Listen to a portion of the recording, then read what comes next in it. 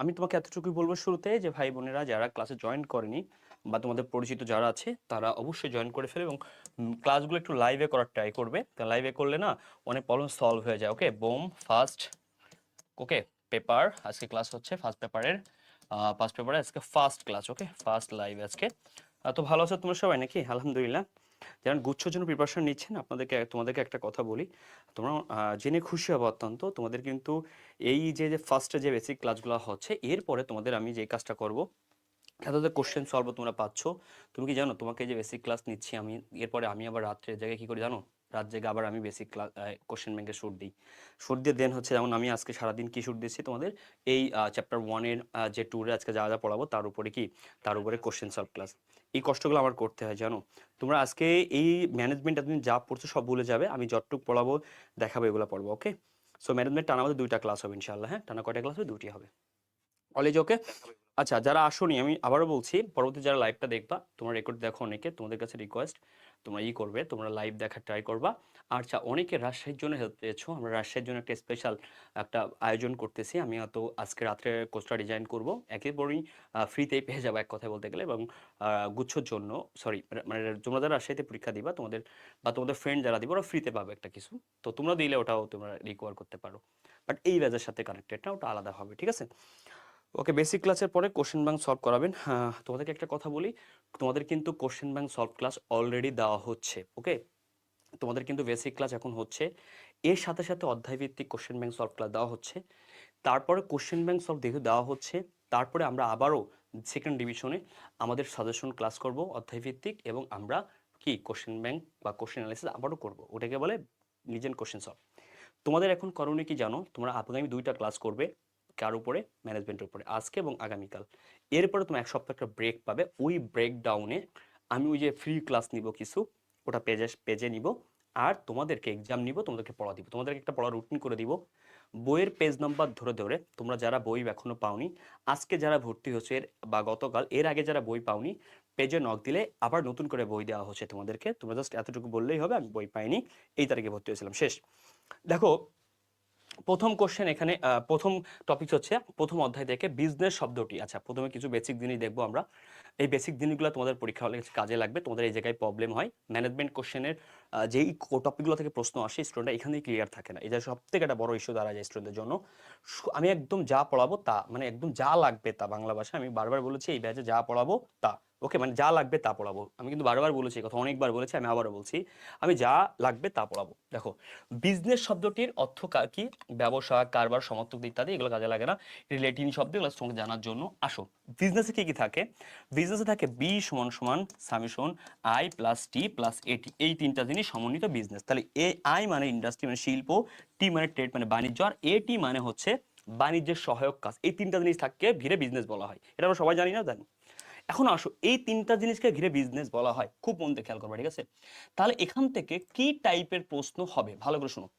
এই যে 3টা জিনিসকে যদি বিজনেস বলা হয়, তুমি খুব মন দেখো, তাহলে এখানে এই যে শিল্প, এটার কাজ কি? পণ্য উৎপাদন। তাহলে শিল্পর কাজ কি? উৎপাদন করা, উৎপাদনের মাধ্যমে পণ্য রূপ চেঞ্জ হয়। ট্রেড মানে বাণিজ্য, তাহলে বাণিজ্যের কাজ কি? বাণিজ্য বা ট্রেড এর মানে হচ্ছে ক্রয় বিক্রয় করা, ঠিক আছে? মানে পণ্য উৎপাদনের পরবর্তী কাজ হচ্ছে বাণিজ্যের। আর এই বাণিজ্যের সহায়ক কাজ এটা, তাই এখানে বলেছে পণ্য দ্রব্য সেবা উৎপাদন, উৎপাদনের কাজ করে শিল্প। পণ্যদ্রব্য প্রকৃত ভোক্তার নিকট পৌঁছানো বন্টন, এই বন্টনের কাজ করে কি? বাণিজ্য। বাণিজ্য মানে কি? টি মানে ট্রেড, বাণিজ্য। ওকে, ভাগে বোঝায়, মানে ট্রেড মানে বেসিক্যালি বিনিময়, তাহলে এটা বিনিময়টা হচ্ছে কার? বাণিজ্যের অংশ। ওকে ভাই, ক্লিয়ার? তাহলে বাণিজ্য মানে পণ্যদ্রব্য কি করা হয়? পণ্যদ্রব্য উৎপাদনের পরে কার নিকট পৌঁছানো? ভোক্তার নিকট পৌঁছানোকে কি বলে? আমাদের বাণিজ্য বলা হয়। Okay fine. আর বাণিজ্য মাধ্যমে পণ্যের মালিকানাগত সৃষ্টি হয়। আর এই যে উপযোগ সৃষ্টি করে। আর এবার আসো, এই এটির 6 ধরনের উপযোগ সৃষ্টি করে, শিল্প 1 ধরনের। তাহলে ব্যবসা মোট 7 ধরনের উপযোগ সৃষ্টি করে, এটা আমি পরে পড়াবো, আবার কোনো প্যারা নেই এটা নিয়ে, ঠিক আছে? তাহলে প্রথমে এই যে সমীকরণটা, এই সমীকরণ থেকে এই টাইপের বেসিক জিনিস জানা দরকার।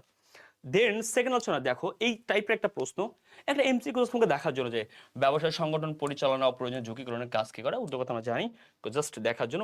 মুখ্য উদ্দেশ্য কি? আমরা জানি যে মূল উদ্দেশ্য মুনাফা অর্জন। ওকে, এই মুনাফা অর্জন হচ্ছে স্বল্প মেয়াদী উদ্দেশ্য। তাহলে ব্যবসায়ের স্বল্প মেয়াদী উদ্দেশ্য কি? এই যে এটা।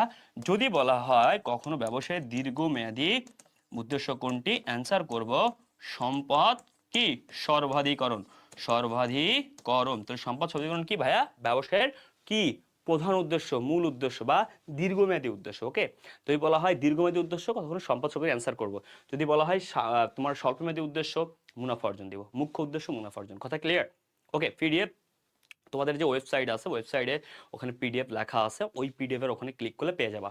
আর আমি আজকে গ্রুপে পিডিএফ লিঙ্ক পোস্ট করব। দেখো, এই বিজনেসের থেকে ব্যবসা করতে গেলে কিছু দলিল পত্র লাগে। একটা আমি ব্যবসা শুরু করে দিছি, আমরা বিজনেসের সংজ্ঞা জানি, এখন আমাদের লাগবে কিছু দলিল পত্র। সেই দলিল পত্র কি? দেখো, বিজনেসের এই দলিল পত্রের ক্ষেত্রে আমি প্রথমে দেখো জাহাজি দলিল 6টি। আচ্ছা, এই টপিকগুলো কেন তোকে পড়ানো হচ্ছে? এই টপিকগুলো অন্যান্য জায়গায় তোমাকে স্কিপ করানো হয়, এগুলো থেকে প্রশ্ন হয়। জাহাজি দলিল 6টি, তবে বহনপত্র বা চালানি রসিদ, বিমাপত্র, বিনিময় বিল, প্রভাব লেখক, বাণিজ্যিক দ্রুতবাসের পত্র, চালান। তাহলে এই প্রত্যেকটা কি? প্রত্যেকটা হচ্ছে জাহাজি দলিল। ক্লিয়ার? প্রত্যেক জাহাজি বিজনেসের ক্ষেত্রে জাহাজি দলিল কয়টি? 6টি। এই 6টি না, এগুলো প্রশ্ন আসবে। কোনটি জাহাজি দলিল, কোনটি দলিল নয়? ক্লিয়ার? কোনটি দলিল, কোনটি দলিল নয়? ক্লিয়ার? কোনটি দলিল, কোনটি দলিল নয়? ওকে, দলিল কোনটি দলিল নয়। আসো, আন্তর্জাতিক বাণিজ্যের মালিকানা সন্দেশে ব্যবহার হয় বহনপত্র। এই বহনপত্র আবার এই সবগুলো তো দলিল, কিন্তু এই বহনপত্র কখন কোন দলিল কি কাজে ব্যবহার হয়? আন্তর্জাতিক বাণিজ্যের মালিকানা, ভেরি ভেরি ইম্পর্টেন্ট কোশ্চেন। হ্যাঁ, আন্তর্জাতিক বাণিজ্যের মালিকানা হিসেবে ব্যবহৃত হয়। বহনপত্রে দেওয়া হয় কাঁচা সনদের পরিবর্তে। তাহলে বহনপত্র দেওয়া হয় কার পরিবর্তে? কাঁচা সনদ। এখান থেকে প্রশ্ন হয়, একদম যা লাগবে তা, টপ নাস কোশ্চেন। বহনপত্র প্রথমে রপ্তানিকারকের নিকট প্রেরণ করে। তাহলে প্রথমে বহনপত্র, এটা ইম্পর্টেন্ট না? ইম্পর্টেন্ট এটা আর এটা। তাহলে বহনপত্র কাঁচা রসিদের সনদের বিপরীতে দেওয়া হয়।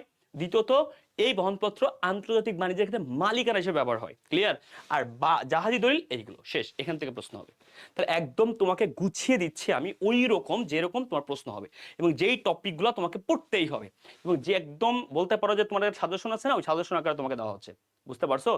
এটাই ফাইনাল সাজেশন, এটাই তোমার ক্লাস, এটাই তোমার সবকিছু। বারবার বলে দিচ্ছি আমি। হ্যাঁ, আমি প্রত্যেকটা ক্লাসে বলে দিচ্ছি বারবার, আমি যা পড়াবো এটাই তোমার ফাইনাল সাজেশন, এটাই তোমার কি শেষ মুহূর্তের প্রস্তুতি, এটাই তোমার সবকিছু, মানে এটাই সব।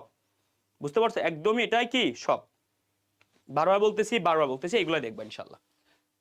ওকে, আসো, এরপরে বলা হয়েছে দেখো, এই যে কিছু শিল্পের কথা বলা হয়েছে এখানে, প্রযোজন শিল্প, নিষ্কাশন শিল্প, উৎপাদন বা প্রস্তুত, নির্মাণ, সেবা। আচ্ছা, এত কোনো কিছু সারা জীবন মুখস্থ করছো, সবাই তোমার মুখস্থ করাইছে, তাহলে এত মুখস্থ করে লাভ কি যদি এখনো না পারো?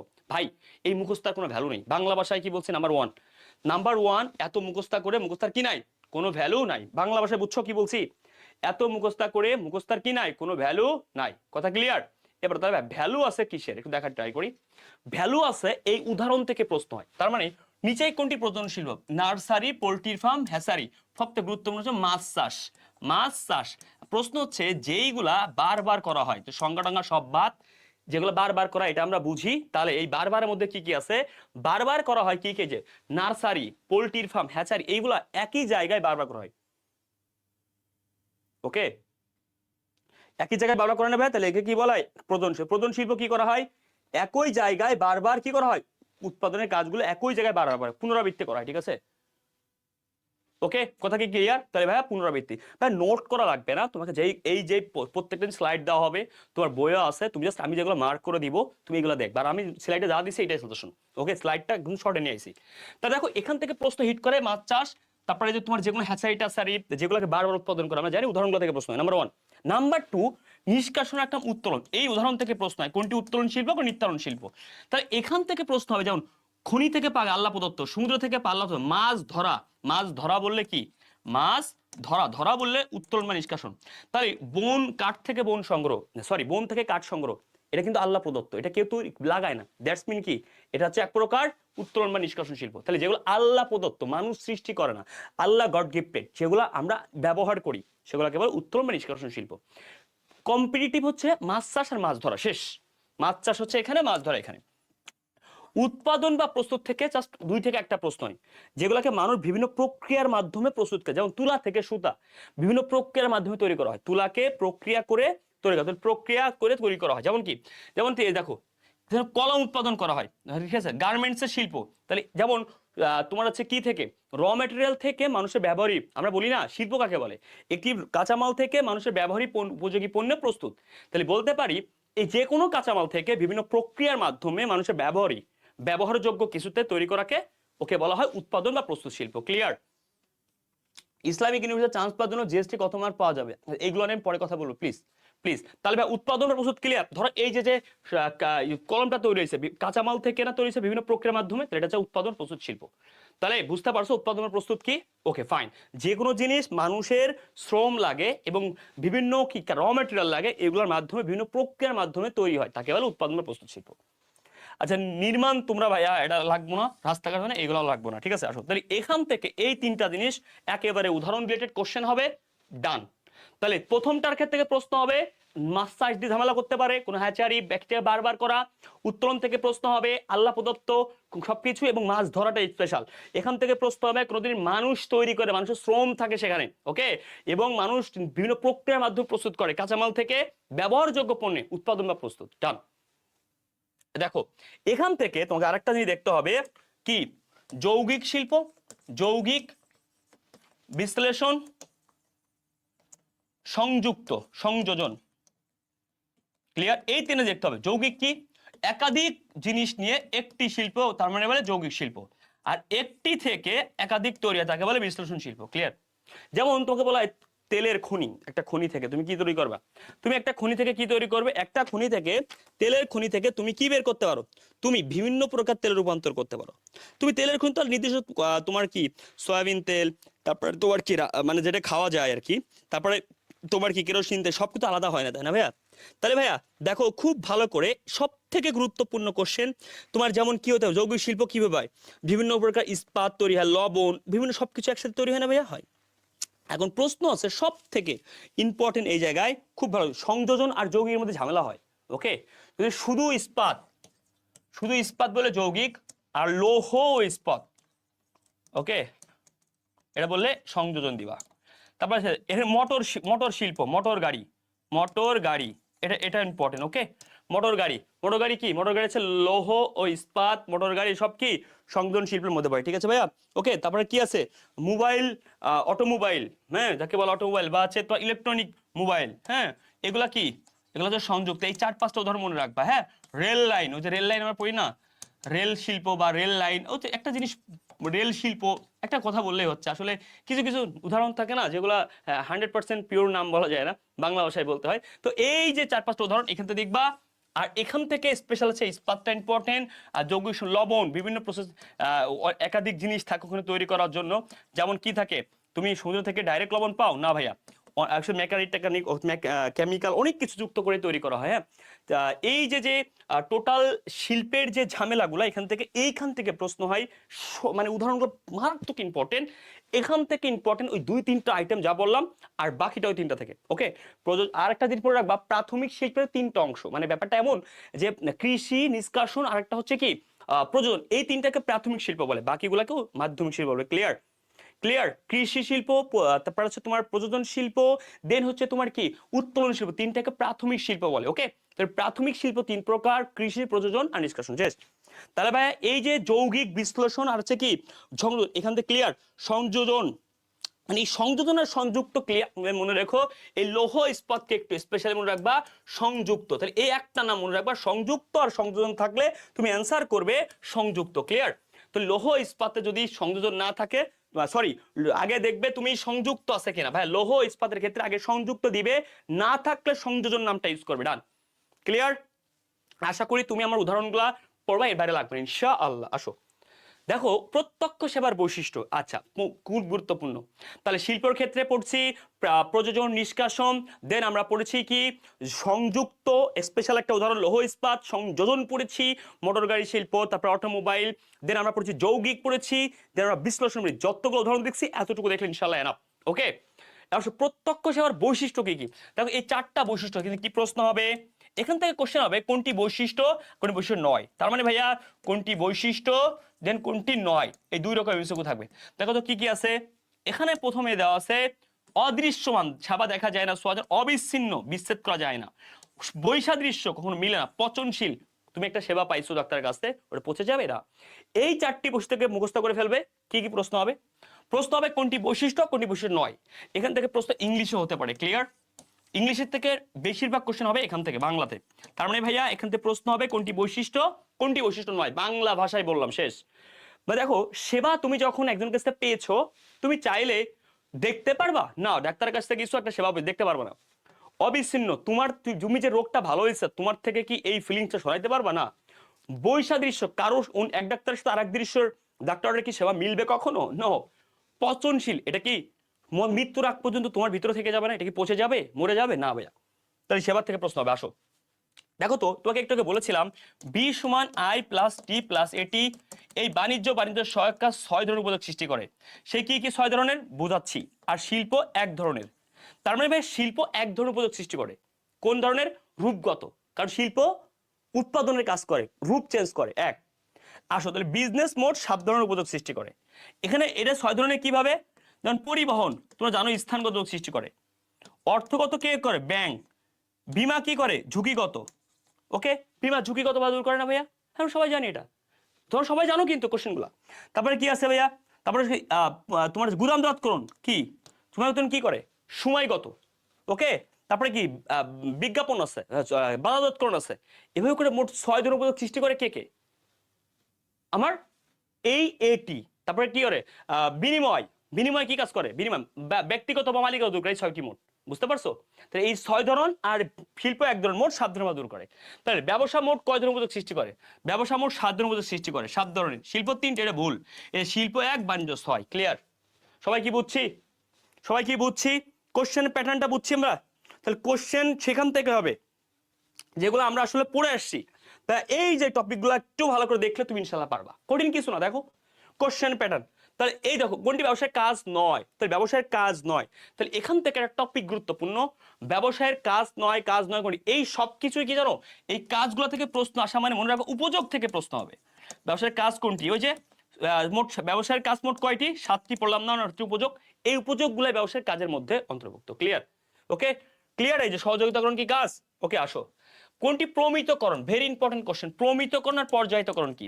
এই কোশ্চেনটা কেন বলতেছি, কাজে লাগে। প্রমিতকরণ, আচ্ছা প্রমিতকরণ পণ্যের মান, পণ্যের মান নিয়ে কাজ করে, পণ্যের গুণ নিয়ে কাজ করে। ওকে, পণ্যের কি কোয়ালিটি নিয়ে কাজ করে। আর পর্যায়িতকরণ কি? পর্যায়। তাহলে পর্যায়িতকরণ পণ্যের শ্রেণী বিভাগ, এ ক্যাটাগরি, বি ক্যাটাগরি, বিভিন্ন ক্যাটাগরিতে ভাগ করে। তারপরে পণ্যের বিভিন্ন শ্রেণীতে ভাগ করে, এগুলো হলো পর্যায়িতকরণ। বিভিন্ন পর্যায়ে, A category, B category, C category. আর মান নিয়ে কাজ করে, পণ্যের সুনাম, পণ্যের গুডউইল, তারপরে পণ্যের গুণাগুণ, পণ্যের টেস্ট, এগুলো নিয়ে কাজ করবে পণ্যের প্রমিতকরণ। সবাই কি বুঝতে পারছো? একটু কমেন্ট করে জানাও প্লিজ। টপিকসগুলো ক্লিয়ার? বাজারজাতকরণ এটা পড়ছি, বুঝতে পারবা এই কোশ্চেনগুলো। আসো, ব্যবসা তাহলে কয় ধরনের দূর করে? 7 ধরনের। বাণিজ্য 6 ধরনের, শিল্প 1 ধরনের। ক্লিয়ার? ডান। তাহলে কোশ্চেন প্যাটার্ন ইম্পর্টেন্ট। কোথা থেকে কোশ্চেন প্যাটার্ন ইম্পর্টেন্ট? শেষ। বুঝতে পারছো? সবাই ক্লিয়ার হয়েছে এই পর্যন্ত? ওকে সবাই ক্লিয়ার না ভাই? মজা লাগছে? ইয়েস। দেখো ব্যবসা পরিবেশ থেকে অনেকে অনেক কিছু পড়ছো, রাইট? প্রথমত ডান। তাহলে প্রথমে কি কি পড়ছি? শিল্প, তারপরে কি বাণিজ্যর তোমার আছে শিল্প, ব্যবসায়ের বাধাগুলো পড়ছি। ভালো করে শুনো, শিল্প পড়ছি, বাধা পড়ছি, বা জাহাজি দলিলগুলো পড়ছি। আর একটা জিনিস দেখো, ব্যবসায়ের বৈশিষ্ট্য। ব্যবসায়ের বৈশিষ্ট্য কিছু আইটেম থেকে এমসিকিউ হয়, আমি বলে দিচ্ছি। ব্যবসায়ের বৈশিষ্ট্য থেকে প্রশ্ন হয়। জাস্ট ব্যবসায়ের বৈশিষ্ট্য কি কি, আমরা জাস্ট যা পড়াবো তা লিখবা। ব্যবসায়ের বৈশিষ্ট্য কি? লেনদেনের পৌনপুনিকতা, মানে পণ্য কিনে আবার বেচা এভাবে করা। ঝুঁকি গ্রহণ, ঝুঁকি আমি যা লিখে দিব তার থেকে ইনশাল্লাহ আসবে, এগুলো আমি বিভিন্ন আসতে দেখছি। পরিবর্তনশীল, পরিবর্তনশীল ব্যবসার বৈশিষ্ট্য। মনে রাখবেন এখানে একটা উদাহরণ থাকে গতিশীল। এই গতিশীল কিন্তু ব্যবসার কোনো বৈশিষ্ট্যের মধ্যে পড়ে না। আর মুনাফা অর্জন তো অবশ্যই বৈশিষ্ট্য, আমরা সবাই জানি মুনাফা অর্জন। ওকে, তো ব্যবসার বৈশিষ্ট্যের মধ্যে পড়ে। এই যে 4 থেকে 5টা আইটেম পরীক্ষাতে কোশ্চেন হিট করে। ওকে, ঝুঁকি ও অনিশ্চয়তা আমরা জানি, ঝুঁকি গ্রহণ, ঝুঁকি ও অনিশ্চয়তা। Okay fine. লেনদেনের পৌনপুনিকতা, একটা পণ্য কিনা বেচা এরও করা। Okay fine. তাহলে দেখো তো এই যে পরিবর্তনশীল কিন্তু বৈশিষ্ট্য, গতিশীল কোনো বৈশিষ্ট্য না। তারপরে মুনাফা অর্জন, এটাও বৈশিষ্ট্য। তাহলে এই 4 থেকে 5টা কোশ্চেন সব থেকে বেশি হিট করে। তাহলে বুঝতে পারছো ব্যবসায় বৈশিষ্ট্য থেকে কোন কোশ্চেনগুলো হিট করে? ক্লিয়ার? ভাই তোমরা কি ক্লিয়ার হয়েছো? ব্যবসায় বৈশিষ্ট্য থেকে কোন কোশ্চেনগুলো হিট করে? আলহামদুলিল্লাহ ক্লিয়ার। বুঝতে পারছো? তাহলে মৌলিক বৈশিষ্ট্য ক্লিয়ার, ক্লিয়ার, ক্লিয়ার। তারপর একটা ব্যবসা কি আছে? নমনীয়তা, অবশ্যই নমনীয়তা আছে।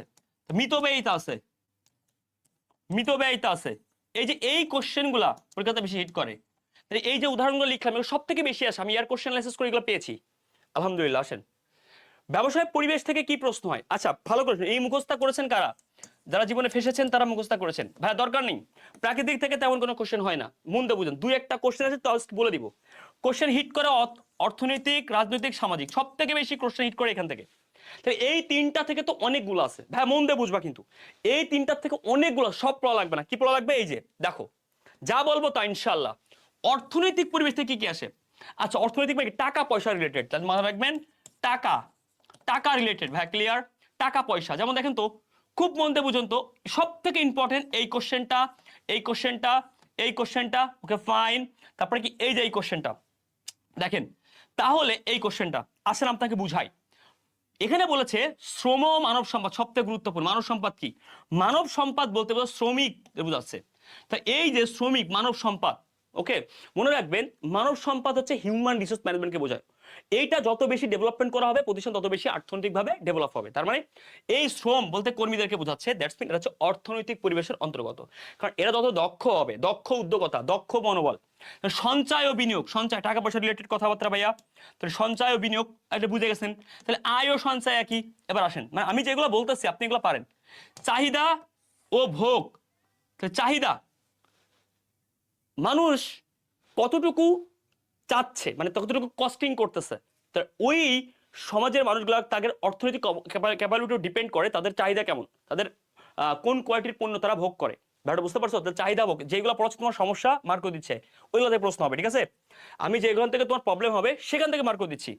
দেখো তো ভাইয়া, শুধু সুনাম, একটা সময় তুমি বুঝতা যে সুনাম মানে কোনো গুডউইল, এটা মানে সামাজিক, মানুষের সমাজের সুনাম বল। ভাইয়া এখানে তোমার ব্যক্তির কথা বলা হচ্ছে না, তোমার ব্যক্তিগত সুনাম, হ্যাঁ সামাজিক, সমাজে এটা তোমার একটা ভালো সুনাম আছে, কিন্তু ব্যবসায়িক সুনামের কারণে কি হয়? ব্যবসায়িক গুডউইল, বিজনেসের সুনাম, এটাকে বলা হয় বিজনেসের সুনাম। ওকে, এখন থেকে তুমি যে ইন্টারে নাইনে পড়ো না, তুমি টেনে পড়ো না, তুমি এখন কোথায় পড়ো? ভার্সিটিতে অ্যাডমিশন দিবা। তোমার কাছে সুনাম মানে তোমার নিজের সুনাম না, তোমার ব্যবসায়ের সুনাম। তো ব্যবসায়ের সুনাম বা শুধু সুনাম কি ভাইয়া? অর্থনৈতিক। কারণ সুনাম যত ভালো হবে সেই কোম্পানির শেয়ারের দাম তত বেশি হবে, তাই না ভাই?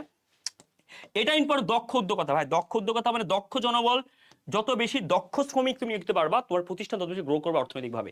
তো এই দক্ষ শ্রম আর সেই যে দক্ষ উদ্যোক্তা, দক্ষ শ্রম, মানব সম্পদ, এই সবকিছুই কি ভাইয়া? এই সবকিছুই আমার জন্য অর্থনৈতিক পরিবেশ। যদি বলি জনসম্পদ, ইয়েস জনসম্পদ, জনগণের সম্পদ, ওকে ফাইন, তা অর্থনৈতিক। বাট জনসংখ্যা বললে সামাজিক, জনসংখ্যা বলে মানুষকে বোঝায়, এটা সামাজিক হবে, ক্লিয়ার? তাহলে জনসংখ্যা সামাজিক আর জনসম্পদ, ওকে জনসম্পদ সেটা হচ্ছে কি ভাইয়া? অর্থনৈতিক। তোমরা ভুল করো ভাইয়া, সুনাম তো সামাজিক, সুনাম বলতে বিজনেসের সুনাম বলা হয়। এখন তুমি 9-10 পড়ো না ভাই, এখন তুমি পড়ো অ্যাডমিশনে, তোমাকে এটা ব্যবসায়িক চিন্তা করতে হবে। ওকে, তাহলে ভাই কি বুঝলি? দেখো প্রাথমিক শিল্প পরিবহন গণ, মনে রাখবা প্রাথমিক শিল্প গণপরিবহন, আচ্ছা শ্রম মানব সম্পদ দক্ষ উদ্যোক্তা, সবকিছু অর্থনৈতিক, টাকা পয়সা রিলেটেড, এগুলো কি টাকার সাথে ভ্যারি করে। Okay fine. সঞ্চয় বিনিয়োগে তো টাকা টাকা ভাব, চাহিদা ও ভোগ এটাও টাকা টাকা ভাব। ওকে মানুষের কতটুকু ক্যাপাবল আছে, সুনাম এবং বিজনেস, এইগুলো সব থেকে বেশি পরীক্ষা আসে। ভাইয়া তোমার এখান থেকে ভুল হবে, বারবার বলতেছি এই জায়গাতে অর্থনৈতিকটাই ভুল করে মানুষ। আমি আবার বলছি অর্থনৈতিকটাই কিন্তু মানুষ ভুল করে। এখানে তোমাদের জায়গা দিলাম, যা বললাম তা পড়বা, দেখো আসবে ইনশাল্লাহ। দেখো রাজনৈতিক পরে সব থেকে বেশি ইম্পর্টেন্ট কোশ্চেন সার্বভৌমত্ব, এইটা সব থেকে বেশি পরীক্ষায় আসে। দ্বিপাক্ষিক চুক্তি সব থেকে বেশি পরীক্ষায় আসে। সমুদ্র শিক্ষা পরীক্ষায় আসে। Okay fine.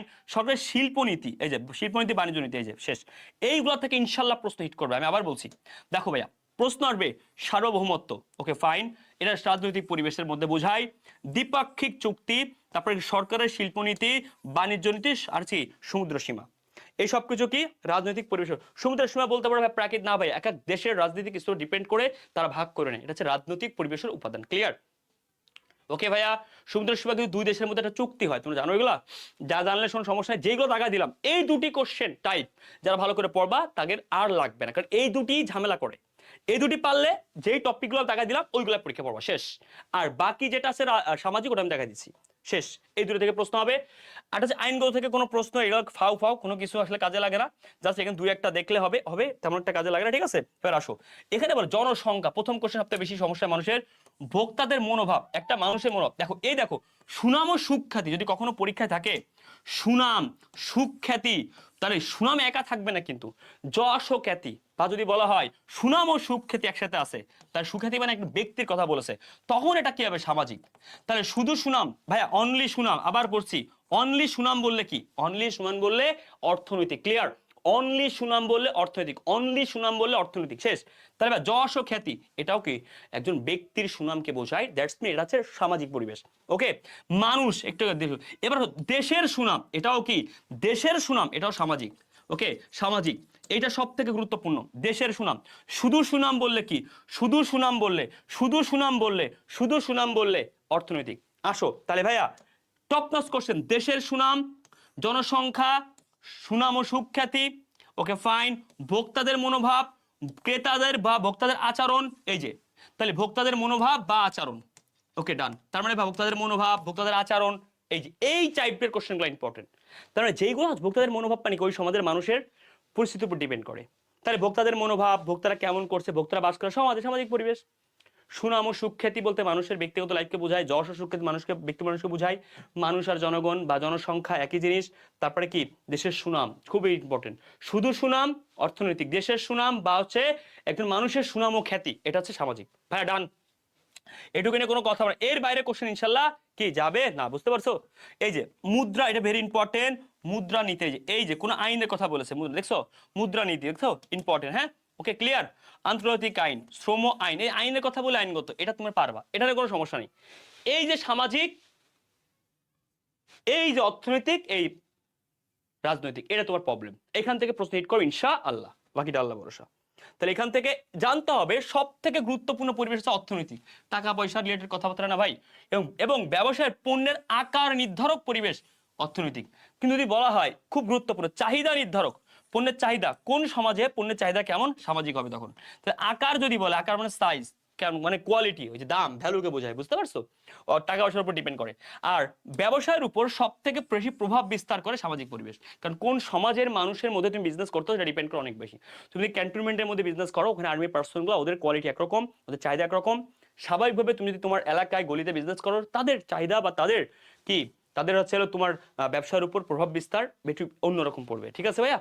তারপর আলটিমেটলি এই চারটা কোশ্চেন খুবই গুরুত্বপূর্ণ। ওকে ডান, এটা হচ্ছে আমাদের ব্যবসায়িক পরিবেশ শেষ। তাহলে ভাই কি বুঝলা, পরিবেশ থেকে কি কোশ্চেন আসবে, সামাজিক, রাজনৈতিক আর অর্থনীতি, আর হচ্ছে তোমার কি ওই চারটা কোশ্চেন।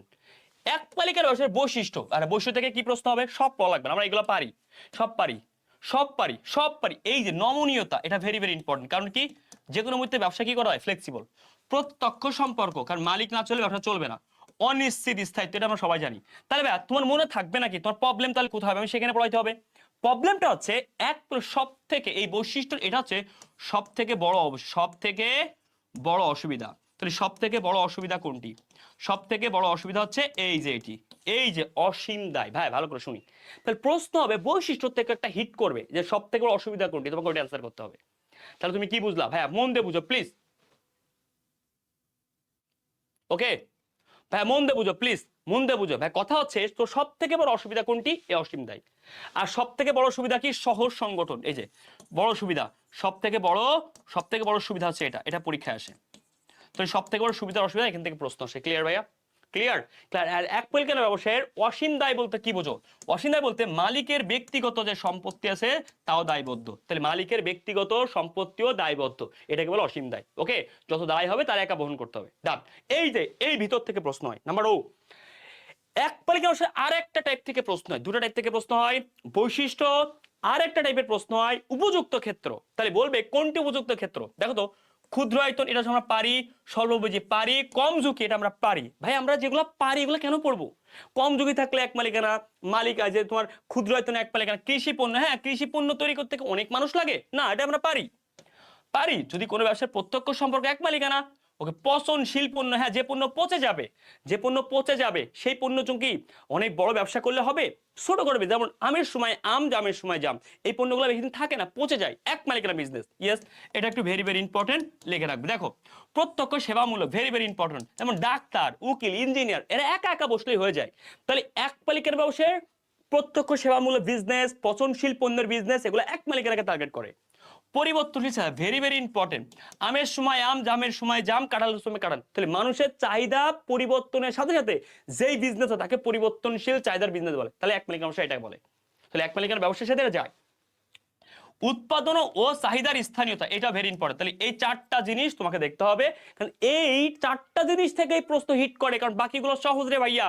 তাহলে তোমাকে এতগুলা বৈশিষ্ট্য এতগুলা ক্ষেত্র পড়ে লাভ নেই, এই চারটার মনে রাখবে। এই চারটার মধ্যে আবার টপ নাচ হচ্ছে এটা এবং এটা, কেন তোমার বাকিগুলো অটো মনে থাকবে। তাহলে পরীক্ষাতে আমরা না পারার কারণে একটা, আমরা যেগুলা একটু কঠিন লেভেলে আসতে পারে ওইগুলাকে মনে রাখার ট্রাই করি না, ওইগুলার দিকে নজর দিই না, আমরা সব মুখস্থ করতে যে পারি না। তাই বা সাজেশন মূলত হচ্ছে ওইটাই, তুই যেগুলা পারবে না ওইগুলার থেকে প্রশ্ন হবে, ওইগুলাই পড়তে হবে। কথা ক্লিয়ার? ইম্পর্টেন্ট। তাহলে ভাই চাহিদার স্থানীয়তা বুঝেছো? উৎপাদনের সাথে সাথে একদম চাহিদা, মানুষের চাহিদা যেরকম তেমন তোমাকে উৎপাদন করতে, তেমন সেল করতেছো।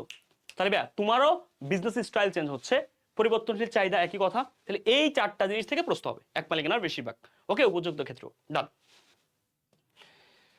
এবার আসো অংশীদারি বিজনেসের ক্ষেত্রে যাব। আমরা প্রথম 3টা চ্যাপ্টার পড়লাম, তোমার কাছে একটু অবাক লাগতে পারে, কিন্তু ট্রাস্ট মি, তুমি যেই কোশ্চেনগুলো টপিকগুলো পড়ছো, এই টপিকগুলো বেসিকের পড়ে তোমার মোটামুটি 80% কভার হবে বেসিক পড়ে। বাকি 20% আমার কোশ্চেন সলভ ক্লাস, আমার কোশ্চেন প্র্যাকটিসে কভার করতে হবে। সবাইকে একটু ক্লিয়ার হয়েছে?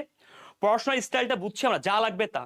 আমি কিন্তু আগেই বলেছি বারবার বলেছি, এই আমার কাছে তোমরা এই ব্যাচে পড়তেছো মানে তোমাকে আমি ওইগুলাই দিব যেইগুলা তোমার জন্য কাজে লাগবে। কি তুমি জানো কি কাজে লাগবে? যেগুলা তোমার জন্য পরীক্ষার হলে কাজে লাগবে। মানে তুমি একটা ক্লাস করবা কিন্তু তার 2 গুণ করবা কোশ্চেন সলভ।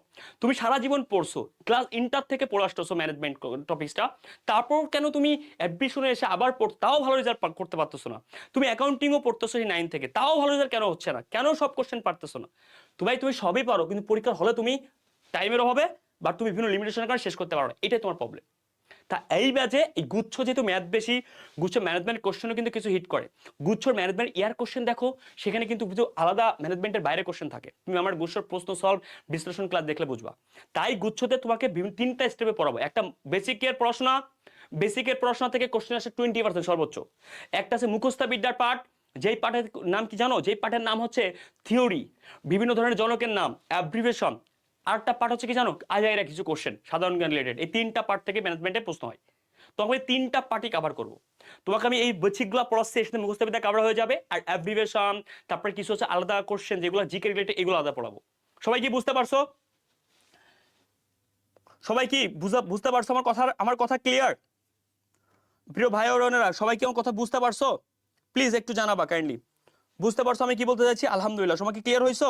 আলহামদুলিল্লাহ ক্লিয়ার ক্লিয়ার ক্লিয়ার ক্লিয়ার। তো বুঝছো পড়াশোনার স্টাইলটা এই 3টা হইতে। এবার আসো এই অংশীদারি ব্যবসায় প্রথমত প্রশ্ন হয়, অংশীদারি ব্যবসা প্রকারভেদ 2 প্রকার। কি কি জানো?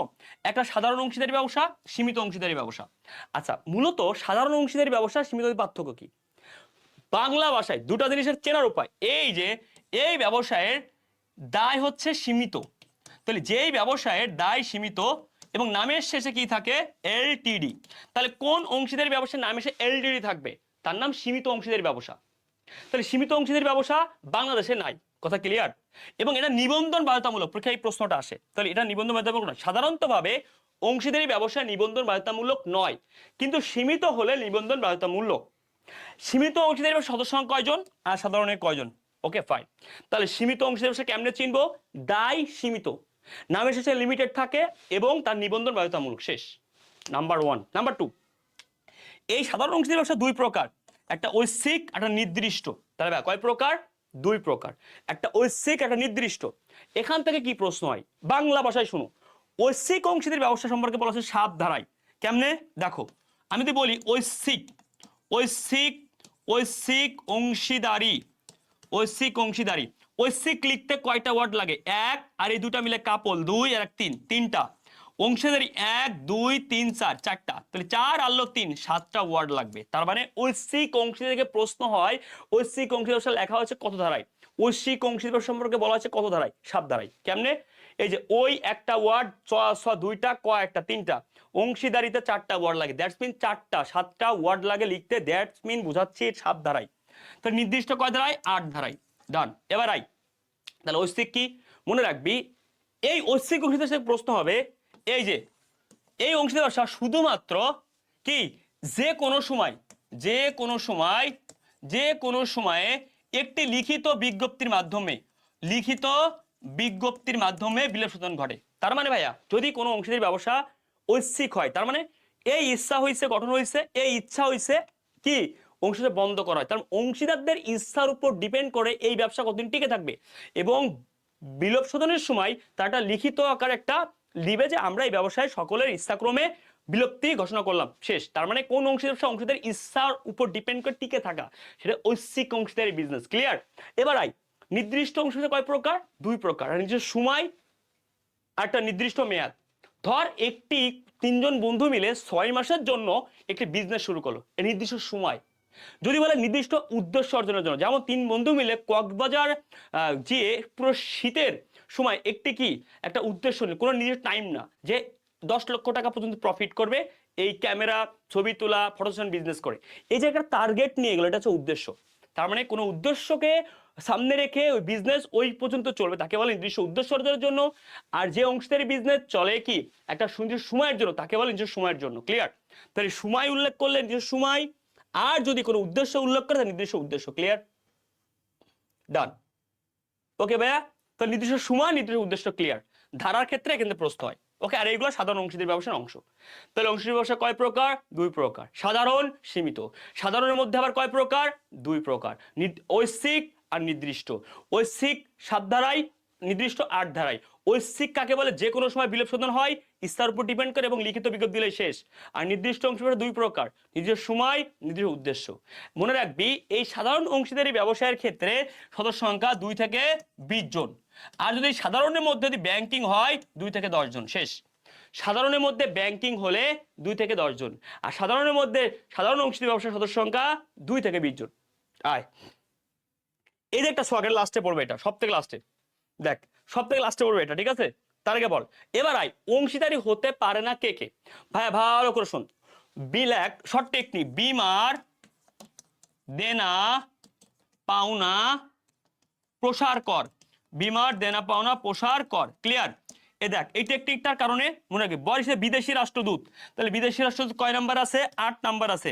ময়াকের মানসিক প্রতিবন্ধী, মানসিক প্রতিবন্ধী 7 নাম্বার আছে।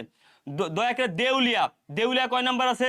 দেউলিয়া আছে 3 নাম্বার আছে। নয়াকের নাবালক, নাবালক আছে 1 নাম্বারে, নাবালক। ওকে, পাতে পাগল, পাগল, পাগল আছে কয় নাম্বারে? 2 নাম্বারে, শেষ। ওতে অজ্ঞান ব্যক্তি, অজ্ঞান ব্যক্তি কয় নাম্বার আছে? এই যে 4 নাম্বার আছে। নাফারমান, নাফারমান মানে কি? যে বিশ্বাসঘাতক, ওই যে আমরা বলি নাফারমান একটা প্রতারক একটা, ঠিক আছে? নাফারমান। পরের প্রান্তে প্রতিষ্ঠান, কোন প্রতিষ্ঠান আছে? এই যে প্রতিষ্ঠান, কোন প্রতিষ্ঠান পারে না। ওকে, সরকার, দন্তি সর, সর কয়েক রেখা, সরকার, সরকার আছে না ভাই? এই যে সরকার আছে, বা সরকারি কর্মচারী, সরকার। ওকে ফাইন, এগুলো পারে না, বুঝতে পারছিস? ক্লিয়ার? ওকে, ময়াকারে কি আছে? ময়াকারে মানসিক প্রতিবন্ধী, এই যে দিছিলাম তো। তারপরে কি আছে? বিদেশি রাষ্ট্রদূত পড়ছি, এই যে। তারপরে বিদেশি শত্রু, হ্যাঁ একই কথা। দেন লাস্টে কি আছে? কর, কর কর্তৃপক্ষ। কর কর্তৃপক্ষ সরকার একটা সংস্থা, এরা অংশীদারি ব্যবসায় অংশ হতে পারে না। ক্লিয়ার ভাইয়া? ক্লিয়ার কনসেপ্ট ভাইয়া? Concept clear? তাহলে বিমার, দেনা, পাওনা, প্রসার কর, এই ব্যক্তিরা অংশীদারি ব্যবসায় অংশ হতে পারে না। শেষ, শেষ, শেষ, শেষ। ওকে ডান। এবার আসো, তাহলে এই শর্টটা কি মনে রাখলে ইনশাল্লাহ শেষ।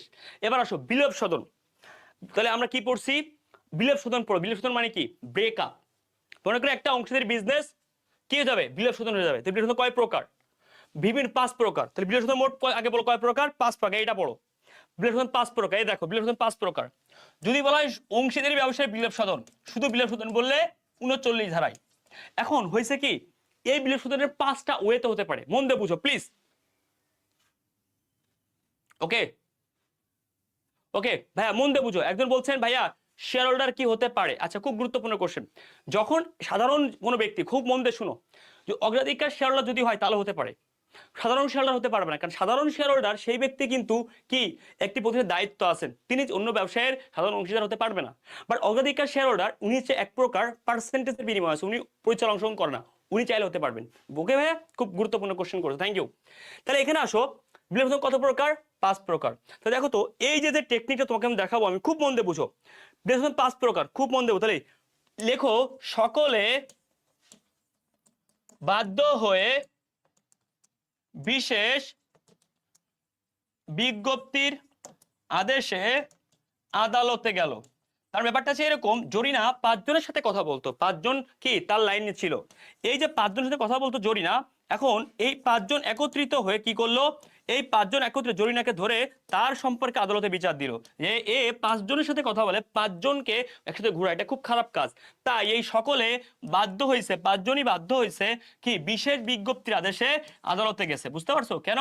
একটা আদেশে, যে আদেশটা চাই যে জরিনা আর কারোর সাথে কথা বলতে পারবে না। আমার একটা গল্প আছে, এটা সকলের সম্মতি করবে বিলেপ সাধন, ওকে ফাইন, বাধ্যতামূলক বিলেপ সাধন, বিশেষ ঘটনা সাপেক্ষে বিলেপ সাধন, বিজ্ঞপ্তির দ্বারা বিলেপ সাধন, আদালত কর্তৃক বিলেপ সাধন। তাহলে সকলের সম্মতিক্রমে বিলেপ সাধন 39 ধারায়, 40 ধারায়, বাধ্যতামূলক বিলেপ সাধন 41 ধারায়, বিশেষ ঘটনা সাপেক্ষে বিলেপ সাধন 42 ধারায়, বিজ্ঞপ্তির ধারা বিলেপ সাধন 43 ধারায়, আদালত কর্তৃক 40 ধারায়। আর শুধু বিলেপ সাধন বললে 39 ধারায়, শুধু বিলেপ সাধন বললে 39 ধারায় শেষ, শুধু বিলেপ সাধন বললে 39 ধারায় শেষ। তাহলে ভাই বিলেপ সাধন, শুধু বিলেপ সাধন 39 ধারায়। আর প্রকারভেদ কয়টি? 4টি। প্রকারভেদ কয়টি? 5 প্রকার। কি সকলে, সকলে বাধ্য, সকলের সম্মতিক্রমে বাধ্যতামূলক বিলেপ সাধন, বিশেষ ঘটনা সাপেক্ষে বিলেপ সাধন, বিজ্ঞপ্তি দ্বারা বিলেপ সাধন, আদালত কর্তৃক বিলেপ সাধন শেষ। তো বিলেপ সাধনের প্রকারভেদ শেষ। এবার আসুক এই যে এই বিলেপ সাধনের মধ্যে আবার কোনটির কারণে কোনটি হয়, বাধ্যতামূলক বিলেপ সাধন কেন হয়, আদালত কর্তৃক কেন হয়, আসো এখান থেকে প্রশ্ন হবে। আমি আবার বলছি ভাইয়া, আসো ভাইয়া, এখানে তোমাকে কি পড়ানো হচ্ছে? অংশীদারি ব্যবসা পড়ানো হচ্ছে।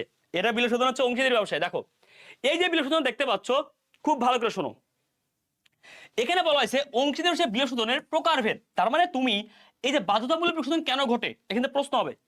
ঐচ্ছিক বিলেপ সাধন কিভাবে ঘটে, এই যে সবাই সম্মতি করে তুমি জানো, এটা বাদ। বাধ্যতামূলক কেন ঘটে আর আদালত কর্তৃক কেন ঘটে, এখান থেকে প্রশ্ন হয়। তাহলে প্রশ্ন হবে কোনটির কারণে বাধ্যতামূলক বিলেপ সাধন হবে, কোনটির কারণে আদালত কর্তৃক বিলেপ সাধন হবে। বুঝতে পারছো? আসো দেখো বাধ্যতামূলক হবে এরকম, একটি অংশীদারি ব্যবসায়ের উদ্দেশ্য হাসিল হয়ে গেছে, সেই উদ্দেশ্য হ্যাঁ ব্যবসা করবে না, সময় শেষ। তার মানে একটি অংশ 6 মাসে ব্যবসা করছিল, 6 মাস শেষ। একটি উদ্দেশ্য 10 লক্ষ টাকা প্রফিট করবে, প্রফিট করা শেষ, বিলেপ সাধন ঘটবে। আসো মনে রাখো যে কোনো অংশীদার অবসর গ্রহণ করছে, মানে সবাই অবসর গ্রহণ করছে, মারা গেছে, এই যে যে কারণগুলো আছে এগুলাকে বলে বাধ্যতামূলক বিলেপ সাধন।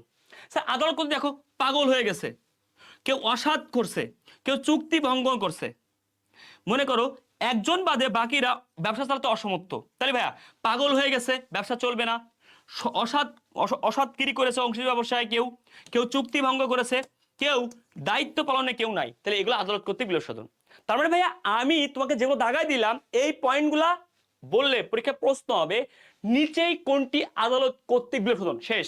এখান থেকে অপশন থাকবে ইনশাআল্লাহ, নিচেই কোনটি বাধ্যতামূলক বিলেপ সাধন, এখান থেকে প্রশ্ন হবে। ভাইয়া কোশ্চেন প্যাটার্নটা ইম্পর্টেন্ট, নিচেই কোনটি আদালত কর্তৃক বিলেপ সাধন, নিচেই কোনটি বাধ্যতামূলক বিলেপ সাধন, এখান থেকে প্রশ্ন হবে, শেষ। কথা ক্লিয়ার? এগুলো হচ্ছে ধারা ভাইয়া, এগুলা কি প্রকারভেদ। তাহলে বাধ্যতামূলক কি কারণে হয়, এই টাইপগুলো দেখবে। আদালত কর্তৃক কেন হয়, 1টা 2টা 3টা 4টা দেখবে, শেষ, ডান। ক্লিয়ার? ক্লিয়ার? ক্লিয়ার, শেষ। Okay clear. ভাই বিজ্ঞপ্তির ধারা এটা পড়া লাগবে না? ভাই লাগবে না, এই দুটো থেকে বেশি প্রশ্ন হয়। এই দুটো কি আছে? দেউলিয়া, সকলে বাজে একজন দেউলিয়া, অবৈধ হলে এটা সিম্পল ব্যাপার, বিজ্ঞপ্তির দ্বারা হতে পারে, কিন্তু এই যে অবৈধ এখানে আছে বলা, এইখান থেকে প্রশ্ন হিট করে, ডান। এখান থেকে প্রশ্ন হিট করে, ডান। এবার আসো, আর আমাদের একটা টপিক বাকি আছে, এইখান থেকে সব থেকে বেশি একটা প্রশ্ন 100% হবেই, এই বক্স থেকে 100% প্রশ্ন হবে, 100%। ক্লিয়ার ভাই? 100%। তো কি প্রশ্ন হবে দেখো, এখান থেকে প্রশ্ন কিভাবে হবে, সব থেকে টপ নাচ কোশ্চেন হয় সীমিত নামমাত্র কর্মী, কর্মী। আচ্ছা দেখো কর্মী, এখান থেকে প্রথমে কি প্রশ্ন দেখো, খুব মন দিয়ে বুঝবা। মূলধন বিনিয়োগ, পরিচালনা, লাভ ক্ষতি দায়। মনে রাখো সীমিত অংশীদার কি, তার একটা সিগনেচার আছে, ভালো করে শুনো। সীমিত অংশীদার চেনার পাবে, সীমিত অংশীদারকে কি প্রশ্ন চাই, কোন অংশীদারের দায় সীমিত, সে অল্প দায় নাই, সে অল্প দায় নেবে, এই প্রশ্ন থাকতে পারে, অল্প দায় নেবে সীমিত অংশীদার, কিন্তু এবং সে ব্যবসায়ের অংশগ্রহণ করে না। তাহলে একজন অংশীদার দায় অল্প নেবে, ব্যবসায় অংশগ্রহণ করে না। ভাই আবার বলছি, ব্যবসা প্রশ্নে অংশগ্রহণ করবে না, দায় নেবে অল্প, সীমিত। কিন্তু যদি কোনো অংশীদার সব দায় নেবে অনেক, কিন্তু ব্যবসায় প্রশ্নে অংশগ্রহণ করবে না, তাহলে ভাইয়া শুধুমাত্র ব্যবসা পরিচালনা অংশগ্রহণ করবে না আর সবকিছুতে ইয়াস, তার নাম নিষ্ক্রিয় বা ঘুমান্ত। তাহলে ঘুমান্ত অথবা সুপ্ত, নিষ্ক্রিয়, ঘুমান্ত, সুপ্ত। তার মানে এই অংশীদার লাভ ক্ষতি সবকিছু নেবে, শুধু পরিচালনা অংশগ্রহণ করবে না। ডান। আর যে অংশীদার পরিচালনায় অংশগ্রহণ করবে না, দায়ও অল্প, তার নাম সীমিত অংশীদার বা সীমাবদ্ধ অংশীদার। তাহলে দুইটা কোশ্চেন কি ক্লিয়ার ভাই? একজন পরিচালনা অংশগ্রহণ করে না, সবকিছু ওকে, তার নাম সীমিত, সরি ঘুমন্ত। আর একজন পরিচালনায়ও নেবে না, আসবে না, দায়ও নেবে অল্প, তার নাম সীমিত। এই সিগনেচারটা মনে রাখবা শুধু। আসো, আর একজন অংশীদার সে কি একটা খারাপ শ্রম বিনিয়োগ করে, এটা আমরা সবাই জানি। শ্রম বিনিয়োগ করেছে কর্মী, এটা নিয়ে কেউ কোনো কোশ্চেন করবে না। তাহলে প্রবলেম হয় কোথা থেকে?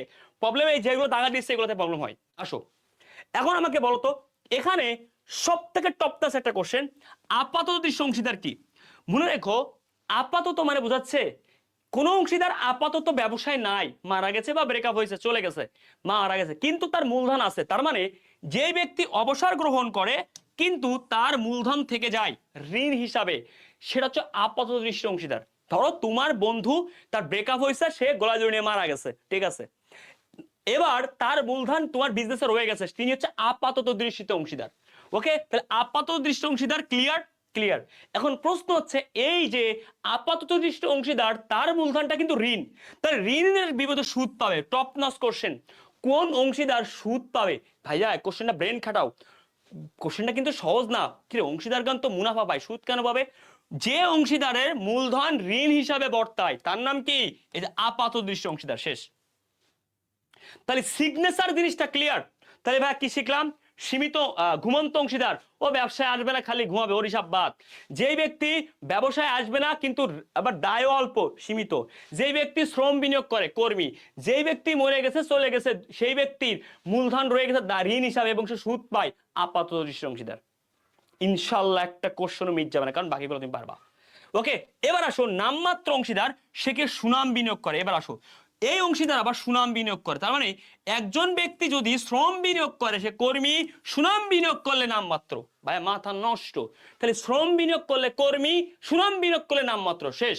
এই যে নামমাত্র অংশীদার থেকে সিগনেচার প্রোডাক্ট, এই দেখো তার দায়, সে যদি ঋণ নেয় তাহলে দায় বর্তাবে। তাহলে নামমাত্র অংশীদার যদি তোমার নাম ইউজ করে সে ঋণ নেয় তাহলে দায় বর্তাবে। এই কোশ্চেন কঠিন। তাহলে ভাই, শ্রম বিনিয়োগ করে কর্মী, সুনাম বিনিয়োগ করে নামমাত্র, মরে যাওয়ার পরও থেকে যায় মূলধন আপাতত দৃষ্টি, তার মূলধন ঋণ, তাই পাই সুদ। পরিচালনা অংশগ্রহণ করে না ঘুমন্ত, পরিচালনা অংশগ্রহণ করে না, প্লাস কি দায় অল্প, সীমিত। ভাই আর কোনো সমস্যা আছে? ভাই আর কোনো সমস্যা? আর এগুলো সবকিছুতে ওকে, সবকিছুতে ওকে ভাই? আর কোনো প্রবলেম আছে? আর নামমাত্র ক্ষেত্রে ঋণ নিলে দায় বর্তায়। ভাইয়া তোমার এর বাইরে কোনো প্রবলেম ছিল? তুমি নিজের থেকে বলো তো, আসলে কি তোমার এর বাইরে প্রবলেম আছে কিনা? আচ্ছা, আচার অনুমতি কি? এই কোশ্চেনের প্রতিবন্ধ কি? ভেরি ইম্পর্টেন্ট কথা মনে রাখবা। এখানে এই দুজন ব্যক্তি কি, ধরো কারোর আচরণ দেখে মনে হলো, এখান থেকে তেমন এমসিকিউ আসে না, মনে রেখো। কারণ একটা গল্প শিখে নাও। মনে করো কারো আচরণ দেখে মনে হলো সে অ্যাকাউন্টিং ক্লাসের টিচার, ওকে, কিন্তু আমি জানি না। ভালো করে শোনো, ধরো তোমার কোনো বন্ধু বললো, আরে আমি অ্যাকাউন্টিং লাভার্সের ক্লাস নিই, অনেক কিছু, কিন্তু অ্যাকাউন্টিং লাভার জানে না কি অ্যাকাউন্টিং লাভার্স কি জেনে চুপ থাকলো, অ্যাকাউন্টিং লাভার জেনে চুপ থাকলো, তাহলে ওই ব্যক্তি প্রতিবদ্ধ অংশীদার। তার মানে কোনো ব্যক্তির আচরণ দেখে মনে হলে ওই বিজনেসের অংশীদার, ওই ব্যবসা জেনে তাকে কিছু করবে না, তাহলে সেই ব্যক্তি হচ্ছে প্রতিবদ্ধ অংশীদার। ক্লিয়ার? ওকে।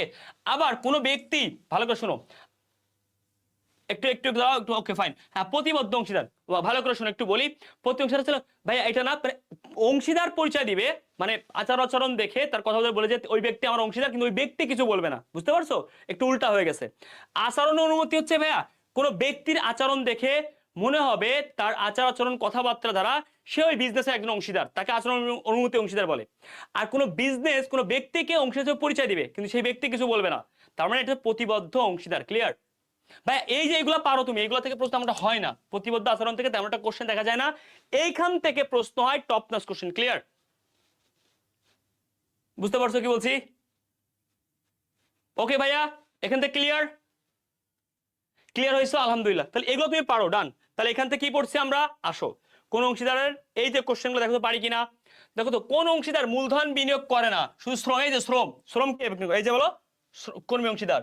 অসীম দায় গ্রহণ করে, অসীম দায় নেয় না, সীমিত অংশীদার, একটু আগে পড়াইছি। দেখো, কোন অংশীদার মূলধন বিনিয়োগ করেন কিন্তু ব্যবসায় পরিচালনায় অংশগ্রহণ সক্রিয় থাকে না, ব্যবসায় পরিচালনা অংশগ্রহণ করে না, কি নিষ্ক্রিয় বা ঘুমন্ত। যদি বলে পরিচালনা অংশগ্রহণ করে না এবং দায় হচ্ছে কি দায় অল্প, দায় অল্প, তখন আমরা সীমিত অংশীদার দিতাম। আসো, এই হচ্ছে বিষয়। তাহলে এই যে প্রত্যেকটা কোশ্চেন তোমাকে যে স্টাইলে পড়াইছি, এই স্টাইলগুলো আছে তোমার কি কোশ্চেন। তাহলে আসো তো তোমাকে কয়টা স্টাইলে আমি পড়ালাম, কি কি পড়ালাম দেখো তো একটু কষ্ট করে।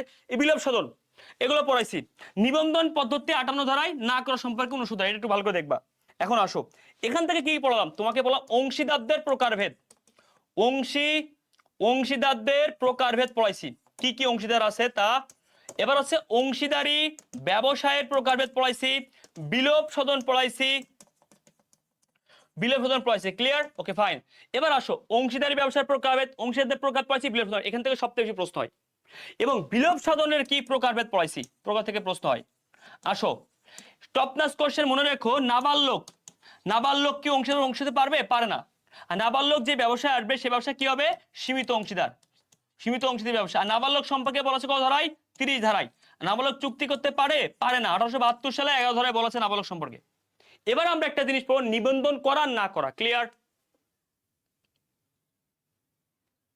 এখন প্রশ্ন আছে নাবালক তো অংশীদার পারে না, তাহলে কখন হয়, যখন মনে করো এই যে আপাতত দৃষ্টিতে অংশীদার আছে না, আপাতত দৃষ্টিতে মনে করো তোমার তোমার মামা মারা গেছেন, তোমার মামার টাকা ব্যবসায় রয়ে গেছে, তোমার মামা তো ভাই 18 বছর বয়সের কম নাবালক, সে বললো আমার বাপের বিজনেস আমাকে নিতে হবে। তখন ব্যবসা কি করলো, তোমার মামার বিপরীতে তোমার মামার ছেলেকে নিল, তো ওই তোমার মামার ছেলে বাধ্যতামূলক নেওয়া লাগবে, কেন, আইনে আছে যে আমি মারা গেলে আমার আমার সন্তান হবে আমার এই বিজনেসের উত্তরসূরি। তাহলে ওই নাবালক ব্যবসায় ঢুকলে সে হচ্ছে এক প্রকার কি আপাতত দৃষ্টিতে অংশীদারের বিপরীতে ঢুকে এক প্রকার সীমিত অংশীদার হবে, ক্লিয়ার। নাবালক ঢুকতে পারে। আবার অনেক সময় বিজনেসে টাকা লাগবে কিন্তু তারা কোনো অংশীদারকে পার্মানেন্ট ভাবে নিবে না, তখন তারা কোন নাবালক ব্যক্তিকে নিবে বা কোনো একটা ব্যক্তিকে নিবে, সে ঋণের বিনিময়ে টাকা দিবে। তার মানে নাবালক যে টাকা দিবে এটা একটা মূলধন, কি ঋণ হিসাবে যায়। নাবালকের টাকা এক প্রকার দায়, নাবালকের টাকা দেয়, সেম ভাবে আপাতত দৃষ্টিতে অংশীদারের টাকা এক প্রকার দায়, বুঝেছো। নাবালক অংশীদার পারে না স্বাভাবিকভাবে, সকলের সম্মতিক্রমে পারে, আপাতত দৃষ্টিতে অংশীদার বিপরীতে পারে, বা যখন টাকা শর্ট পায় তখন পারে, বুঝেছো। ওকে, এবার আসো নিবন্ধন করা না করা। তো নিবন্ধন সম্পর্কে, নিবন্ধন করা, নিবন্ধন সম্পর্কে করা, নিবন্ধন করা আর নিবন্ধন না করা, এই দুটি পার্থক্য বুঝো। এই নিবন্ধন যদি না করে, আচ্ছা বুঝো সে না করলে কি হবে, 69 ধারায় বলা আছে না করলে 100 টাকার বেশি পাওনা আদায় দাবি করতে পারবে না। ওকে, অন্য কোনো অংশীদারের বিরুদ্ধে মামলা করতে পারবে না, অন্য অংশীদারের বিরুদ্ধে মামলা করতে পারবে না, কেউ চুক্তি ভঙ্গ করলে মামলা করতে পারবে না, কেউ চুক্তি ভঙ্গ করলে মামলা করতে পারবে না। ওকে, এক কথায় অন্য কারোর, অন্য প্রতিষ্ঠান কোনো সমস্যা করলে তার বিরুদ্ধে কি মামলা করতে পারবে না, শেষ। তাহলে ভাই এক কথা তো তার কোনো কাজই নাই, তাহলে অংশীদার নিবন্ধন না করলে কত প্রবলেম দেখছো। তাহলে ভাই নিবন্ধন না করলে এইগুলা কি হবে না, ক্লিয়ার। এইগুলাই পরীক্ষা আছে, নিবন্ধন না করলে কোন অধিকার থেকে বঞ্চিত হবে। ওকে, চুক্তি ভঙ্গ করলো, হ্যাঁ কেউ চুক্তি ভঙ্গ করলো, কোনো অংশীদার টাকা দিল না, 100 টাকার বেশি টাকার জন্য কেউ মামলা করতে পারবে না। ওকে, আর অংশীদার চুক্তি বলতে কি বোঝায়, চুক্তি কয় প্রকার, চুক্তি 3 প্রকার। নাম্বার 1 মৌখিক, আমরা সবাই জানি, এগুলো পড়ানো বুকামি। নাম্বার 2 লিখিত, নাম্বার 3 লিখিত ও নিবন্ধিত। আর এই চুক্তিটা সব থেকে বেশি ইম্পর্টেন্ট, লিখিত নিবন্ধিত। আর লিখিত চুক্তি বা নিবন্ধিত চুক্তি কি বলে, ডিড, মানে চুক্তিপত্র, ডিটের বাংলা কি, নট এগ্রিমেন্ট, তার যে মানে চুক্তিপত্র। আর নিবন্ধন, অংশীদারি ব্যবসায়ের চুক্তিপত্রের নিবন্ধনকে বলা হয় অংশীদারি ব্যবসায় নিবন্ধন। নিবন্ধন বলতে কি, চুক্তিপত্রের নিবন্ধন, ক্লিয়ার, চুক্তিপত্রের নিবন্ধন, ক্লিয়ার, ডান। ওকে, এই তো শেষ। এ হচ্ছে এদের প্রশ্ন। তাহলে এর ধারে কয়টা টপিক পড়াইলাম দেখো, অংশীদারি ব্যবসার প্রকারভেদ, অংশীদারদের প্রকারভেদ, তারপরে পড়াইছি বিলোপ সাধন, বিলোপ সাধনের কি আছে, বিলোপ সাধনের মধ্যে কি আছে, বিলোপ সাধন পড়াইছি, দেন বিলোপ সাধন প্রকার পড়াইছি, নিবন্ধন করা না করা, দেন পড়াইছি কি তোমাদের, দেন আরো কি পড়াইলাম তোমাদের, এই যে তারপরে হচ্ছে তোমাদের কি পড়ালাম, এই যে নিবন্ধন না করা, নিবন্ধন এটা হচ্ছে কি চুক্তি। ওকে, এই শেষ। এ হচ্ছে অধ্যায়ের প্রশ্ন, এদের থেকে ইনশাল্লাহ এখান থেকে প্রশ্ন হবে, এর বাইরে প্রশ্ন যাবে না। আর এর বাইরে কিছু খুচরা খাচরা প্রশ্ন আছে না, ওই খুচরা খাচরা প্রশ্ন হচ্ছে আমি তোমাকে শিখাবো প্রশ্ন সলভে। তার যা তোমাকে বেসিক দিলাম, আবারও বলতেছি বেসিকে 100% প্রশ্ন কমন আসবে না, 80%, 70 থেকে 80% কভার হবে বেসিকে। যদি টপ নাচ করতে চাও, আমি আবার বলে দিচ্ছি, টপ নাচ করতে চাইলে আমার প্রশ্ন কোশ্চেন ব্যাংক সলভকে যে প্রশ্ন দিচ্ছে, প্রশ্নগুলো আধ্যাত্মিক প্রশ্ন একটু, ঠিক আছে, ওইগুলো করবে। কোশ্চেন ব্যাংক সলভ করবে ফার্স্ট ক্লিয়ারে, অলরেডি আজকের ক্লাসে ওয়েবসাইটে যাও, চলে গেছে অলরেডি ইনশাআল্লাহ, আমি দিয়ে দিচ্ছি অলরেডি, ঠিক আছে। নাম্বার 1 নাম দিয়ে দিচ্ছি ক্লাসে। নাম্বার 2 এর পরবর্তীতে আবার কি করবো আমরা, এরপর আবারও কোশ্চেন ব্যাংক অ্যানালাইসিস করাবো, আবারও কোশ্চেন ব্যাংক বিশ্লেষণ করাবো, ওইগুলো পড়বে। এই দুটো টাইপের পড়ে। এবং এবং তোমাকে আমরা যখন কি করব, এই যে 1 সপ্তাহ বন্ধ দিয়ে পরীক্ষা নিব, এই যে এই বইয়ের যতগুলো প্রশ্ন সব প্র্যাকটিস করে ফেলবে, যতগুলো প্রশ্নের পরীক্ষা প্র্যাকটিস করে ফেলবে। ওকে, অংশী ব্যবসায়ের খুচরা যেমন কি চুক্তি, মূল ভিত্তি, নট চুক্তিপত্র, আবার চুক্তিপত্র কাকে বলে, লিখিত চুক্তিকে চুক্তি বলে। ক্লিয়ার? অংশীদারি আর অংশীদারের আচ্ছা মনে রাখেন, অংশীদারি ব্যবসা, অংশীদার, অংশীদার মানে অংশীদারগণকে বুঝায়, কতজন অংশীদার, ব্যক্তিকে বুঝায়।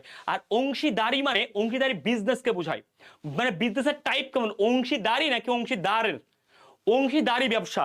আর ওই ব্যক্তি কি, অংশীদার, দার বলতে কোনো ব্যক্তিকে বোঝায়, আর দারি বলতে প্রতিষ্ঠানকে বোঝায়। আর অংশী ব্যবসার নামের শুরুতে কি থাকে, মেসার্স, নামের শেষে কি থাকে, ব্রাদার্স, সন্স অ্যান্ড সন্স। এগুলো একটু বেসিকের জিনিস, এগুলো তুমি জানো, এবং এগুলো কোশ্চেন প্র্যাকটিস করলে পেরে যাবে ইনশাল্লাহ। শুরুতে শেষে কি থাকে, ঠিক আছে ভাইয়া? এই ওকে, ইনশাল্লাহ হয়ে যাবে। আর অংশ নিবন্ধন করতে হয় RJSC, এগুলো তো খুচরা question. Okay, RJSC register of joint stock থেকে নিবন্ধন করা, অংশ ব্যবসায় আইন সম্পর্কে 1932 ধারায়, এগুলো খুচরা টাইপের প্রশ্ন। মানে এই ব্যাপারগুলো কিরকম, কোশ্চেন প্র্যাকটিসে যাও, অটোমেটিক হয়ে যাবে। আর তুমি তো যে কোনো একটা বই ফলো করছো, অথবা এই যে এটা পড়লেই হয়ে যাবে। মানে আমাদের এই কোশ্চেন ব্যাংকে যখন তুমি পড়া শুরু করবা, তুমি দেখবা যে এই কোশ্চেনের বেসিক পড়লে, ব্যাখ্যা সহ পড়লে হয়ে যাবে, প্রমিস টু ইউ। এই দেখো, এই যে তোমাকে কেন বলছি এই বইটা আমি পড়াবো, মনে আছে এটা আমার ক্লাসে আমি যা পড়াবো তা তোমাকে সাজেশন ভিত্তিক পড়াশোনা, বইটা তোমার নিজের পড়াশোনা, কোশ্চেন সলভ আমি করাবো, তুমি দেখবা কিভাবে করানো হয়, কিভাবে পড়তে হয়। এই দেখো, এই যে সব দেওয়া আছে, এই যে অংশবিশেষ নামাবলী সম্পর্কে বিস্তারিত, নিবন্ধন, সদস্য সংখ্যা, তারপরে কি অংশ প্রকারভেদ, বিলোপ সদন, হ্যাঁ, বিমাদ দেনাপাওনা, শর্ট টেকনিক সব দেওয়া আছে। হ্যাঁ, এই যে বেসিক দেওয়া আছে। এরপরে কি আছে, কোশ্চেনগুলোর ব্যাখ্যা সহ দেওয়া আছে। এই সব পড়তে হবে তোমাকে, আমি কিন্তু বারবার বলেছি পড়তে হবে ভাইয়া। You are the creator of your chance, তুমি তোমার চান্সকে ক্রিয়েট করতে পারো যদি তুমি পড়ো, গুচ্ছতে পড়ো। আমি আবার বলছি, যে কোনো বিশ্ববিদ্যালয়ে পড়ার জন্য প্রচুর প্রশ্ন প্র্যাকটিস করতে হয়। একটা ক্লাসের বিরুদ্ধে 2টা কোশ্চেন ব্যাংক সলভ করবে। আমি বললে আমি মাঝে মাঝে একটু খারাপ হয়ে যাই স্টুডেন্টদের কাছে, কারণ স্টুডেন্টদেরকে আমি চাপ দিই বেশি। আমি কিন্তু নেক্সট উইকে, আগামীকাল ক্লাসের পরে রুটিন দিয়ে দিব, ওই রুটিন অনুযায়ী টানা 1 সপ্তাহ তোমাকে পড়তে হবে। ওই পড়ার উপরে প্রথম দিন যা পড়বে তারপর পরীক্ষা দিবে, যা পড়বে পরীক্ষা দিবে। তাহলে একদিন অ্যাকাউন্টিং পড়বে, একদিন ম্যানেজমেন্ট পড়বে, একদিন বাংলা পড়বে, একদিন ইংলিশ পড়বে। এভাবে পড়ে পড়ে পুরো সপ্তাহ জুড়ে পরীক্ষা দিবে। হিসাব বিজ্ঞানের 2টা পরীক্ষা দিবে, ম্যানেজমেন্টের 2টা দিবে, ইংলিশের 1টা দিবে, বাংলা 1টা দিবে। এই যে টানা যে 6টা পরীক্ষা তুমি দিবা, এই পরীক্ষার মাধ্যমে আবার বলছি তোমাকে পুরো বইয়ের একটি অংশ শেষ করানো হবে। ধর হিসাব বিজ্ঞান আজকে বললাম, ম্যানেজমেন্টে 1 2 2 পরীক্ষা দাও, বা 1 2 3 4 পরীক্ষা দাও। তোমাকে 1 2 4 যত কোশ্চেন সব পড়তে হবে ওই দিন, টানা ওই দিন ম্যানেজমেন্ট পড়বে, ওই দিন পরীক্ষা দিবে। তোমাকে বললাম অ্যাকাউন্টিং এর প্রথম 4টা অধ্যায়, টানা অ্যাকাউন্টিং এর প্রথম 4টা অধ্যায় পড়বে, পরীক্ষা দিবে। ইংলিশের 2টা টপিক দিয়ে দিলাম, সিলেবাস একদম রুটিন অনুযায়ী, ওইগুলো পরীক্ষা দিবে। এইভাবেই করে তোমাকে আমি এই বই শেষ করি ইনশাআল্লাহ। আর এই বই শেষ করলে 100% চান্স না পেলে আমি দায়ী থাকবো যে চান্স না পাও, তুমি এই বই সম্পূর্ণ কভার করো, এইভাবে পরীক্ষা দিয়ে দিয়ে। আর আমার ক্লাস করো, শর্ট টেকনিকগুলো দেখো, কোশ্চেন ব্যাক প্র্যাকটিস করা হয়ে যাবে।